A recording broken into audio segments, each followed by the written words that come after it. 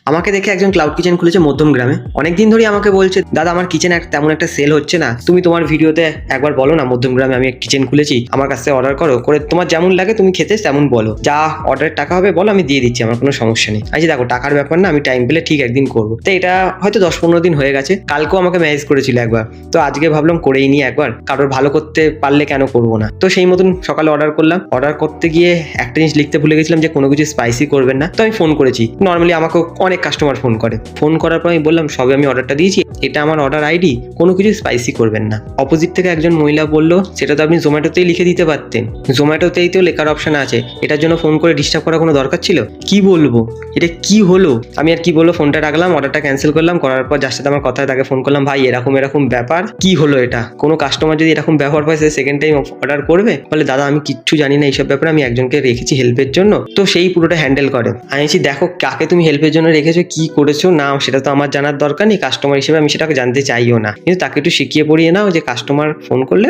ভালো ব্যবহার, এইটুখানি কাস্টমার আশা করবেই, তো সেইটুখানি যেন করে, ব্যাস আর কিছু লাগবে না। তারপর আমাকে বললো যে তুমি আবার অর্ডার করো, আমি দেখছি। আমি দেখো মুখ আজকে তেতো হয়ে গেছে, আজকে আর কিছু আশা করো না, আমি কদিন পরে অর্ডার করবো, তো তখন দেখা যাবে। তো আপাতত ওই বলেই ফোনটা রাখলাম। আর আপনারা যারা অর্ডার করতে চান তারা তো জানেনই, আর তার সাথে ভালো ব্যবহারও যারা পেতে চান তারাও জানেন, একটাই নাম first bite, Kestopur Rabindrapalli location, Zomato Swiggy magic pen available আছে। তা চলুন দেখা হবে পরের দিন নতুন কোনো ভিডিওর সাথে।